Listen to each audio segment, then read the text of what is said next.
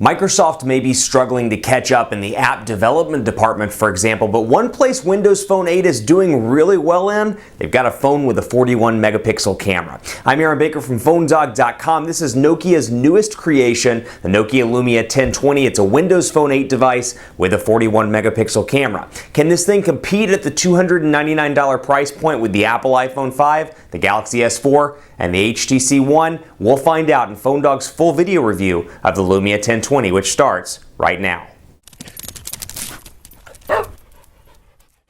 If you like the Nokia Lumia 920, the Nokia Lumia 1020 is going to be a device worth looking at because not only does it pack the existing kind of similar form factor as the Lumia 920, but it's got some new goodies under the hood. Papa's got a brand new bag of toys with the Nokia Lumia 1020. It's available now at AT&T for $299, and it brings a 41 megapixel camera to the table with 1080p HD video recording capabilities. So design-wise, a little bit bulkier here on the back, but from a design language standpoint, from the front at least, preserves that look and feel that you saw on the Lumia 920, with the exception of some minor things. AT&T logo is a little bit different, things like that. But overall, volume rocker still on the right side, power button and camera shortcut button are still over here. 3.5mm headphone jack up top, usual suspects as you would expect.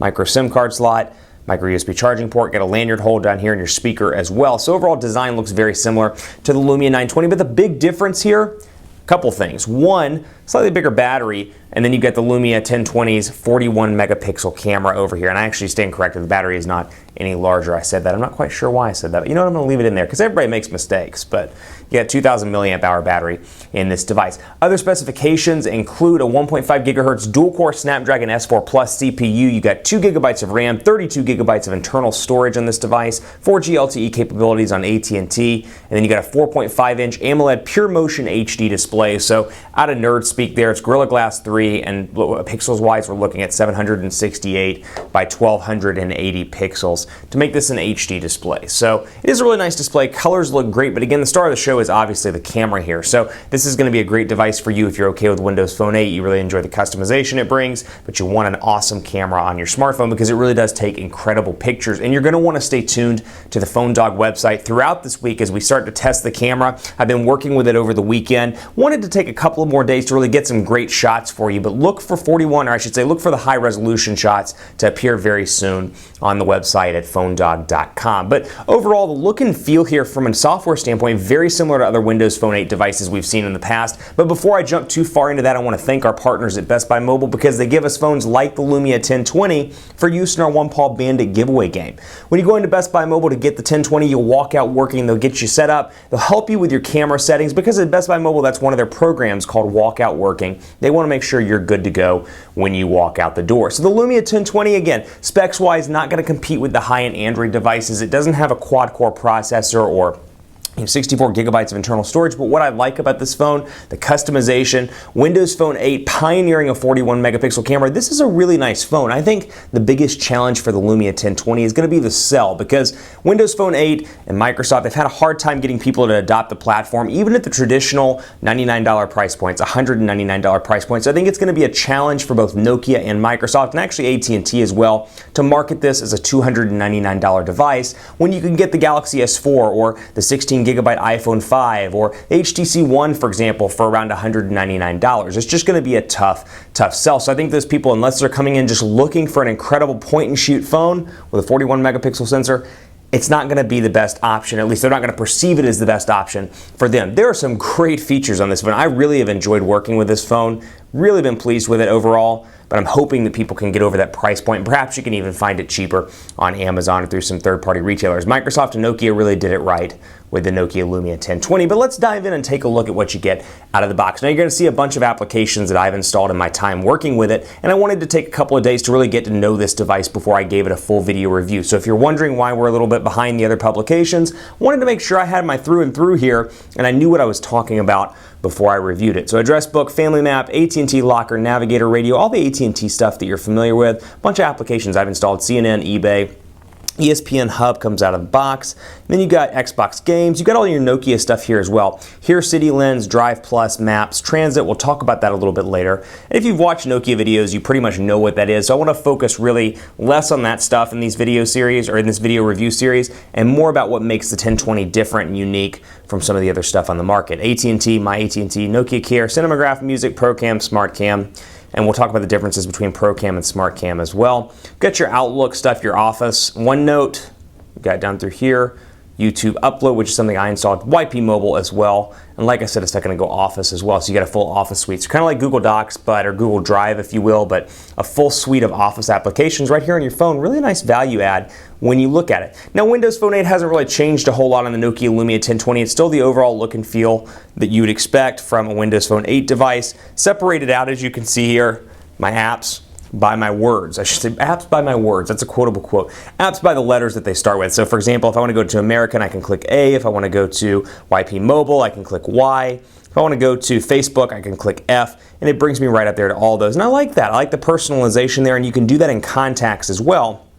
Using my test account here, I can come in, for example, and say, what contacts do I have under P or S? Stephanie Hammersmith. We'll take a look, and I can see the history as well. So, you know, Microsoft's Windows Phone 8 has a fantastic custom, if you will, and I've talked about this in a lot of previous videos, both the challenge videos and the Nokia Lumia videos, and Windows Phone 8 in general. Really like the fact that you can check out history here, and the overall kind of customization, or that's not even the right word. What am I trying to say? Not even the customization, but just the way everything integrates. For example, what's new? I can come into the People Hub here and see my Twitter feed. I can see my rooms as well, which I've talked about at length. I can see PhoneDog staff and groups. I can create a new group if I want to. I can create this room or go back to this room called Hi There. I can add members to it. So if I have, for example, all of my family has Windows Phone 8 devices, I can set up a family room and share calendars and share contacts and share things like that. And I really like that feature. It's great and very similar to a lot of other options. BBM, for example, actually up until recently, BBM on BlackBerry, and then a couple of different options on the Android and iOS side. Really like that ability to bring stuff together, and you see that in a lot of different places. The Me Tile, for example, really enjoy this as well, and just kind of overviewing a little bit of this stuff for you. Share, you can see my latest tweet in the PhoneDog_Aaron account. Notifications, you can see all the different notifications here that I've gotten in the past, and then I can see what's new as well, so all the different stuff here, and it's updating. And I've got share as well, so I can post an update from this directly and say post to Twitter, hey there.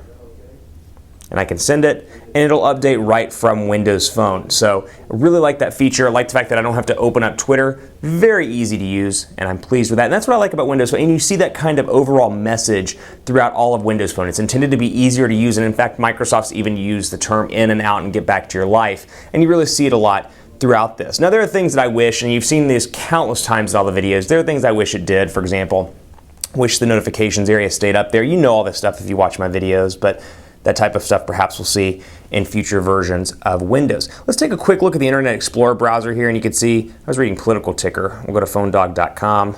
4.5-inch display here. I prefer a 5-inch display personally. That's just my personal sweet spot. That said, there are rumored Nokia devices with big displays coming, but you see portrait to landscape incredibly fast. No real changes on this device. Still a zippy device all around, easy to use. Portrait to landscape, nice and fast. Pinch to zoom is responsive. Really enjoy the overall Windows Phone experience, and you've got the same stuff that you get out of the box with any Windows Phone device. You've got the Bing experience here as well, and then I've got some personalization stuff which I'll quickly go over. And we'll go down to settings and open up a couple of different things. Theme, for example, I have my theme on orange. I actually like the yellow theme a lot too, but we'll change it just for sake of the video to, how about blue or cobalt? And you can see I can change the theme around. I can change the background from dark to light. So personalization, there is some there, but what I love are the live tiles where I can come in here, for example, and make them larger or smaller as I see fit.